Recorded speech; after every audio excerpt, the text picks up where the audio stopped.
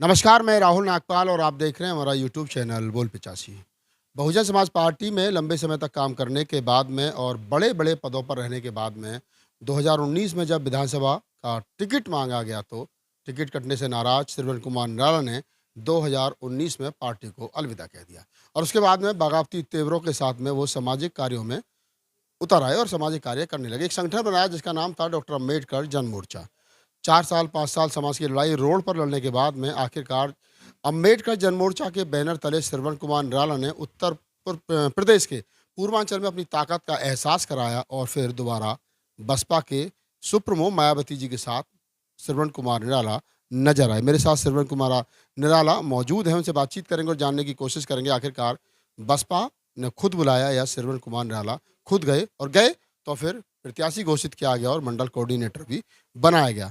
निराला जी, स्वागत है आपका। सवाल वही आता है कि 4 साल पार्टी में से बाहर रहे, 25 साल पार्टी के लिए काम किया, टिकट मांगा तो काट दिया, बगावत पर उतर आए और अब बहन जी के साथ फिर पुनः गए। क्या कारण है, बहन जी ने बुलाया या फिर खुद से इच्छा हुई अंदर से कि नहीं चलो अपनी पार्टी को मजबूत कर? देखिए राहुल जी, पहले तो मैं आपको धन्यवाद देता हूं कि आपने समय दिया। आप देश के एक प्रतिष्ठित पत्रकार हैं और मैं जो भी बात आपके साथ करूंगा वो बहुत जिम्मेदारी के साथ करूंगा। बहुजन समाज पार्टी में मैं पला बढ़ा। बहुजन समाज पार्टी मेरी पहली पाठशाला है। मदर पार्टी रही। मदर पार्टी है, हमारी पहली पाठशाला है। और मैंने 25 साल से ज़्यादा का अपना पूरा जो जीवन का क्रीम टाइम होता है मैंने पूरा पार्टी के लिए लगाया, छात्र जीवन से लेके यहाँ तक। बीच में मैं लगातार संगठन में काम कर रहा था। बीच में पार्टी के कुछ बीच के जो मध्यस्थ लोग हैं, उनकी जो कारगुजारी है, एक तरह से कहिए कि उनकी गलतियां हैं। उनकी गलतियों की वजह से पार्टी में हमारा मतभेद हुआ। पहले हमें विधानसभा का टिकट हुआ, बाद में उन लोगों की चाल से टिकट कटा हमारा। और फिर चूंकि मैं जनता के बीच में जा चुका था, मुझे जनता के बीच में अपनी बात कर, लाखों लोग, हजारों लोग मेरे साथ जुड़ चुके थे, तो मैं उनको छोड़ करके भाग नहीं सकता था। इसलिए उनकी भावनाएं मेरे साथ जुड़ गई थी। हर हाल में मुझे उनके सम्मान के लिए चुनाव लड़ना था। सो मैं 2022 में विधानसभा का चुनाव लड़ा था। और चूंकि मैं जनता के बीच में मुझे जाना था, तो एक प्लेटफार्म बनाना था, एक संगठन। ऐसा नहीं कि मुझे ऑफर भी अन्य पार्टियों से खूब मिला, लेकिन मैंने कभी भी विचारधारा के साथ कोई समझौता नहीं किया। लोग पार्टी छोड़ते हैं, दल छोड़ते हैं तो तुरंत किसी और दल में जाते हैं, किसी और दल में जाते हैं। मुझे भी ऑफर था, लेकिन मुझे मालूम है कि मेरे लिए विचारधारा इम्पॉर्टेंट है, महत्वपूर्ण। इसलिए मैंने अम्बेडकर जन मोर्चा बनाया था और उसके आधार पे मैं चुनाव लड़ा। कुछ और सीटों पे साथियों को लड़ाया भी था, सच्चाई से मैं स्वीकार करता हूँ इस बात को। और उसके बाद मैं लगातार जनता से जुड़े मुद्दे पर, जो जनता की जो जन जरूरत के मुद्दे हैं, जो जन समस्याएं जिससे जनता जूझ रही है, उन मुद्दों को मैंने तलाशा, मैंने उस पर रिसर्च किया, सोचा और अपने महापुरुषों के आंदोलन को मैंने देखा। बाबा साहब डॉक्टर अम्बेडकर का आंदोलन, मानवर कांशीराम साहब का आंदोलन, उन आंदोलनों से कुछ बातें जो छूट गई। हम लोग नारा लगाते हैं कि बाबा तेरा मिशन अधूरा, हम सब मिलकर करेंगे पूरा। तो कौन सा मिशन अधूरा है? वो कौन सी ऐसी सोच है जो महापुरुषों का जो छूट गया? कुछ पूरा हो गया, कुछ छूट गया। जो छूट गया उसको पूरा होने का हम संकल्प दोहराते हैं।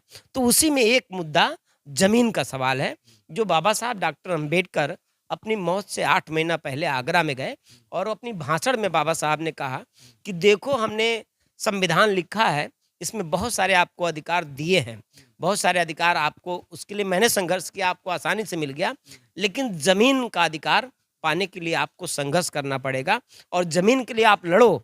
अंबेडकर उसकी अगुवाई करने के लिए तैयार है। दुर्भाग्य है कि जो दुनिया में आया है उसको दुनिया से जाना है। बाबा साहब डॉक्टर अंबेडकर वहाँ से चले और उस आंदोलन की तैयारी करने में लग गए। उसके पहले कुछ और भी कार्यक्रम उनके तय थे, वो अभी उसको आगे बढ़ा रहे थे। उसी दौरान 8 महीने के बाद बाबा साहब डॉक्टर अम्बेडकर का डेथ हो गया। और वो सपना बाबा साहब का कि जमीन में हिस्सेदारी दलित, पिछड़ा, जो गरीब, भूमिहीन, मजदूर है, उसको मिलना चाहिए, वो सपना बाबा साहब का अधूरा रह गया। इसी बात को आगे चल करके मान्यवर कांशीराम साहब ने समाज को समझाते हुए जगाने की कोशिश की और नारा दिया कि जो जमीन सरकारी है वो जमीन हमारी है। ये हमारे महापुरुषों की धारा से निकला हुआ एक मुद्दा है। और मान्यवर काशीराम साहब का भाषण आप गूगल पे डालेंगे मिल जाएगा, महाराष्ट्र में भाषण कर रहे हैं और मान्यवर साहब वहाँ कह रहे हैं कि देखो हमने यूपी में सरकार तो बना लिया है, कुछ ज़मीनों का पट्टा भी दे दिया है, लेकिन उससे भला होने वाला नहीं है, जब तक हर परिवार को 3 एकड़ ज़मीन नहीं मिलेगी। मान्यवर साहब 3 एकड़ की बात करते हैं। 1-2 डिसमिल ज़मीन के पट्टों की बात नहीं करते हैं, वो 3 एकड़ की बात कर रहे हैं। इन्हीं महापुरुषों, अपने महापुरुषों की विचारधारा और इस छूटे हुए मुद्दे को को आगे बढ़ाने की मैंने एक कोशिश की, एक शुरुआत की। अम्बेडकर जन मोर्चा के। अम्बेडकर जन मोर्चा के माध्यम से, प्लेटफ़ार्म से मुझे लड़ना था, तो उस प्लेटफ़ार्म से मैंने इस आंदोलन को उठाया और 1 एकड़ ज़मीन हर गरीब, हर भूमिहीन को दिया जाए। इस मुद्दे को लेकर के, इस माँग को लेकर के हमने उत्तर प्रदेश में गोरखपुर की धरती, ख़ास करके पूर्वी उत्तर प्रदेश में एक बड़ा जन आंदोलन मैंने खड़ा किया, जिसका परिणाम आपने भी देखा है कि 10 अक्टूबर को पचासों हज़ार लोग गोरखपुर की सड़कों पर उतर गए। उनमें भी खास तौर से महिलाओं की ज़्यादा और संख्या। उसमें महिलाओं की संख्या ज़्यादा थी और बहुत सारे लोग आश्चर्य करते हैं कि जहाँ महिलाएं घरों से बाहर नहीं निकलती हैं, इस आंदोलन में इतनी बड़ी संख्या में महिलाएं कैसे आ गईं? तो उसका भी मैं आपको साफ कर दूं, वो महिलाएं इसलिए आंदोलन में साफ हो गई कि पुरुष तो बाहर निकल जाता है, बहुत सारे ज़्यादातर पुरुष चौराहों पे आके नशों के भी आगोश में आ जाते हैं, लेकिन जो घर के अंदर बच्चों को लेकर के जो तकलीफ है, सबसे ज़्यादा तकलीफ़ों का सामना महिलाएं करती हैं। मतलब महिलाओं को कहीं न कहीं रोज़मर्रा की चीज़ों से हर रोज़ 2-4 हाथ होना और पड़ता उन महिलाओं का ज़मीन न होने के नाते बहुत शोषण भी हुआ है। गाँव में जिनके पास 10-20 एकड़ ज़मीन है, उन महिलाओं को अपने घर पे, अपने खेत में काम कराने के बहाने बुलाते हैं, उनका शोषण होता है। गरीबी है, मजबूरी है, लाचारी, वो बोल नहीं पाती हैं। तो वो जो हमेशा जो अपमान का सामना कर रही हैं और ज़मीन न होने के नाते लोगों की गुलामी करनी पड़ती है, उस गुलामी से निकलने की छटपटाहट है उन महिलाओं में। इसलिए जब ज़मीन की उम्मीद श्रवण कुमार निराला, अम्बेडकर जन मोर्चा और अम्बेडकर जन मोर्चा की टीम ने जब उनको एक उम्मीद जगाया कि नहीं, ये तो बाबा साहब ने संविधान में लिखा है, मान्यवर साहब का सपना है कि आपको ज़मीन मिल सकता है, ये संवैधानिक अधिकार है, लेकिन आपको इसके लिए लड़ना पड़ेगा। तो लड़ने के लिए वो महिलाएं और उस मुसीबत से बाहर निकलने की एक उम्मीद दिखी और उनको श्रवण कुमार निराला के रूप में एक ऐसा आदमी दिखा जो उनको उन बड़ी मुसीबतों से बाहर निकालने के लिए एक उम्मीद लेके आया, जो उनकी लड़ाई लड़ रहा था। इसलिए वो महिलाएं मेरे पीछे खड़ी हो गई और अपने हक के लिए खड़ी हुई। अच्छा खासा आप अम्बेडकर जन मोर्चा चला रहे थे और जैसा आपने अभी 10 अक्टूबर के आंदोलन का जिक्र किया, पचासों हज़ार से ज़्यादा महिलाएं, शासन प्रशासन झुका, उसमें मुकदमा भी, आप भी 24 दिन तक जेल में रहे। अब आखिर ऐसा अचानक क्या हो गया कि जैसे मैंने स्टार्टिंग में कहा, क्या बहन जी ने बुलाया आपको या बहन जी खुद आप बहन जी से मिलने के लिए उत्सुक थे? क्या हुआ वो थोड़ा मिलने वाली बात बताइए? मेरा मकसद वही है, समाज में अंतिम व्यक्ति, अंतिम लाइन पे खड़ा हुआ व्यक्ति, उसका उत्थान। जो हक नहीं मिला वो हक देना है। लड़ाई मकसद वही है, थोड़ा तरीका बदला है। सड़क पर हम संघर्ष कर रहे हैं, सरकार लगातार मुझे जेल डाल रही है, हमारे साथियों को प्रताड़ित कर रही है। मुझे सदन का रास्ता दिखा कि अगर मैं सदन में जाता हूँ, तो ये जो लड़ाई है गरीबों की और मजबूती से मैं उठा पाऊँगा, लड़ पाऊँगा और संसद के अंदर लड़ कर के इनको मैं ज़मीन दिला पाऊँगा। मुझे भी एक सहयोग की ज़रूरत थी उसमें। उसी दौरान आदरणीय बहन कुमारी मायावती जी के तरफ से, पार्टी की तरफ से मुझे इस तरह का ऑफ़र आया, बुलावा आया कि माननीय बहन जी बुला रही हैं। तो हमारे समाज की बड़ी नेता हैं और डेढ़-सौ उनका कद बड़ा है और जब उन इनकार की कोई वजह भी नहीं थी। इनकार की कोई वजह भी नहीं थी और जब उन्होंने बुलाया तो मैं गया और जाने के बाद बहन जी ने प्यार दिया, स्नेह दिया, नो डाउट उसमें मुझे पूरा प्यार दिया, स्नेह दिया और बहन जी ने कहा कि तुमको हम चुनाव लड़ाएँगे और चुनाव लड़ाने का पूरा आश्वासन दे दिया और संगठन का दायित्व भी दे दिया। मैं अभी भी मंडल प्रभारी हूँ बहुजन समाज पार्टी का गोरखपुर का। गोरखपुर मंडल के आप अभी भी मंडल प्रभारी हूँ। मंडल प्रभारी हैं और बांसगांव से आप प्रत्याशी, आपको गाँव में लड़ने के लिए बहन जी ने मुझे आश्वासन दिया था कि आपको चुनाव तुमको हम लड़ाएंगे। हम आ गए और क्षेत्र में काम करने लगे। चूँकि आंदोलन के दौरान और ये जो लगातार 4-5 सालों का जो दौर रहा, एक-एक गाँव में मैंने लगातार काम किया और हर गाँव में 400-500 लोग हमसे व्यक्तिगत तौर पे भी जुड़े हैं और एक बड़ा होमवर्क है और एक बड़ा ग्राउंड पे मेरा काम है। इस बीच में जब आश्वासन मिल गया कि नहीं टिकट भी हमें मिल जाएगा, तो हम लोग चुनाव की तैयारी पहले से भी कर रहे थे। चुनाव तो मुझे लड़ना ही था, पहले से भी हमारी तैयारी थी। इस बीच में बहन जी का आशीर्वाद मिल गया, तो लोगों में खूब उत्साह आया। लेकिन उसी बीच में एक तो अम्बेडकर जन मोर्चा का काम, अब ऐसे में सोने पे सुहागा ये कि बहन जी ने भी कह दिया कि आपको हम चुनाव लड़ाएंगे, तो फिर उम्मीदें और ज़्यादा मजबूत हुई। मजबूत हो गई और लोगों में भी उत्साह आ गया।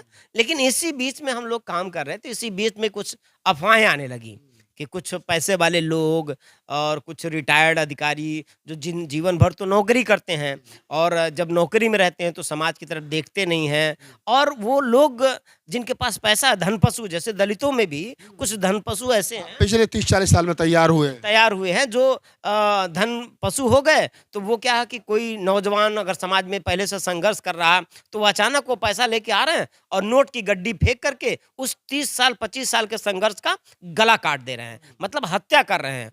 अगर उनके पास पैसा है तो जनरल सीटों पे नहीं जा रहे हैं, वो सुरक्षित सीट पे ही आ रहे हैं। सुरक्षित सीट पर भी वहाँ जाओ जहाँ पर एक आदमी काम कर रहा है। और वहाँ पे जा रहे हो जहाँ पे ऑलरेडी एक आदमी सबको मालूम है कि पहले से काम कर रहा है और बहुत मजबूत स्थिति में है। मतलब बच्चे-बच्चे से आप पूछेंगे बांसगांव में जा कर के, तो हर व्यक्ति ये बताएगा कि निराला से बेहतर कोई सरकार के खिलाफ लड़ने वाला व्यक्ति नहीं है। और गोरखपुर मंडल में तो मैंने मुख्य विपक्ष का रोल प्ले किया है, जो सड़क से लेकर के जेल तक पूरा संघर्ष मेरा दिखा भी है। तो ऐसे में ये लोग, कुछ लोग रूमर फैलाए कि नहीं निराला जी नहीं, ये पैसे वाले लोग, धनपशु लोग। तो उनको भी मैं संदेश देना चाहता हूँ। सवाल इस बात का नहीं कि निराला का कोई पैसे के दम पे टिकट काट देगा। सवाल इस बात का है कि ये जो धनपशु लोग हैं, आज मेरा गला काटेंगे। मेरे जैसे बहुत सारे लोगों का गला काट रहे हैं, क्योंकि हम आर्थिक रूप से कमज़ोर हैं, सामाजिक रूप से बहुत मजबूत हैं, जन आधार बहुत बड़ा है, लेकिन हम आर्थिक रूप से कमज़ोर हैं और इस तैयारी बेहतर है, थैली कमजोर। हाँ, तैयारी बेहतर है और थैली है ही नहीं है, थैली कमज़ोर है, थैली तो है ही नहीं है। तो ऐसे में वो लोग अगर हम लोगों का गला काट रहे हैं, हम लोग तो बोलने में सक्षम भी, चलो बोल भी पाएँगे, लेकिन आज वो हमारा गला काट रहे हैं, कल उनके बच्चे हमारे बच्चों का गला काटेंगे। अब तो बच्चों को बचाने का सवाल है, क्योंकि आज हम बच्चों को, क्योंकि आज हम इनको नहीं मारेंगे, इनको नहीं रोकेंगे, तो हमारे बच्चों को इनके बच्चे नए सामंतवादी और क्रूर सामंतवादी और धनपशु बन करके हमारे बच्चों की हत्या करेंगे। उस समय हमारे बच्चों का क्या दशा होगा, ये सोच के रोंगटे खड़े हो जाते हैं और इसलिए हमने तय किया कि कुछ भी हो जाए, धनपशुओं को हम जवाब जरूर देंगे। इस बीच में कुछ बहन जी से बातचीत हुई, आपने जानने की कोशिश की कि वास्तव में बहन जी की तरफ से उस आदमी को हरी झंडी दी गई है कि आप जाओ तैयारी करो, आपको ब्रेक किया जा रहा है?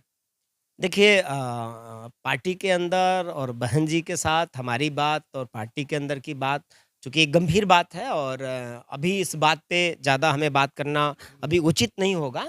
पर इतना ज़रूर है, मुझे उम्मीद है कि बहन जी न्याय करेंगी और जो काम है मेरा समाज के बीच में और समाज के लिए, उसका कहीं न कहीं बहन जी समर्थन करेंगी। मुझे अभी उम्मीद। मेरा सवाल इसलिए बन रहा है निराला जी कि 2022 के विधानसभा चुनाव में आपके साथ एक घटना घटी, वही घटना दोबारा जो है मुझे लग रहा है कि दोहराई जा रही है आपके साथ में, तो वही सेम घटना ना आपके साथ दोबारा दोहराई दी इस जाए। घटना को लेकर के समाज में बहुत जैसे मायूसी छा गई है और पीछे का भी लोगों ने हिस्ट्री देखा। अभी मैंने आपके कार्यकर्ताओं के साथ में बातचीत की कुछ महिलाओं से, तो उन्होंने कहा कि नहीं हम हमारे लिए चुनाव चिन्ह कोई भी हो, हमारा नेता निराला है। जी, जी, जी। इसलिए क्योंकि लोगों को मालूम है कि बहुत सारे लोग आज ऐसे आ रहे हैं, चुनाव का ये टाइम है, 4 साल 9 महीना जिनका पता नहीं रहता है, वो 3 महीने बरसाती मेढक की तरह निकल के आ रहे हैं।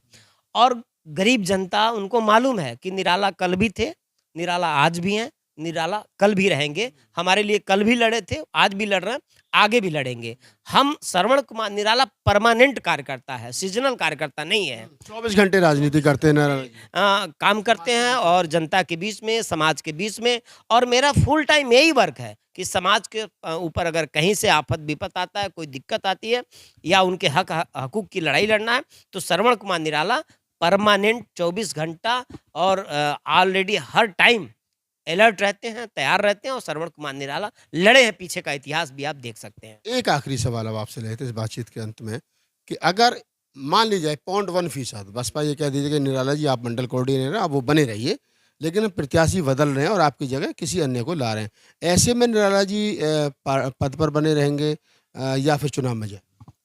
मान्यवर कांशीराम साहब ने एक बात कही थी, बहुत महत्वपूर्ण बात है कि जब कहीं न्याय न मिले, तो जनता की अदालत में चले जाना। मैं जनता की अदालत में कल भी था, आज भी हूँ, आगे भी रहूँगा। न्याय जनता मेरे साथ करेगी। आप कुल मिला के कहीं न कहीं ये कह रहे हैं कि पार्टी का आशीर्वाद मिला तो चुनाव लड़ेंगे और अगर 1% ऐसा हुआ कि पार्टी का आशीर्वाद नहीं मिला, तब भी आप चुनाव में जाएँ। मान्यवर साहब की भाषा में संघर्ष का कदम कभी पीछे नहीं होता है। बाबा साहब ने कहा था कि जुल्म करने वाले से ज़्यादा गुनहगार जुल्म सहने वाला होता है। जुल्म करने वाला कोई भी होगा, मैं उसका जवाब दूँगा। चलिए, तो आप श्रवण कुमार निराला हैं और मैंने तमाम सवाल उनसे पूछे और उन्होंने भी पूरी बेबाकी से मुखर होकर के सारे सवालों का जवाब दिया।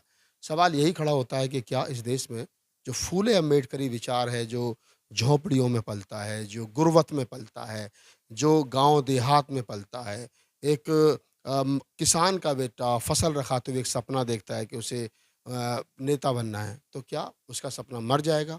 बाबा साहब डॉक्टर अम्बेडकर का काशीराम का वो सपना कि आओ हम नेता बनाएँगे और वो अ, रिक्शा चलाने वाले को, साइकिल चलाने वाले को, जूता सिलने वाले को काशीराम ने फूले अम्बेडकरी विचार की पे चलते हुए उसको एमपी एमएलए बनाया।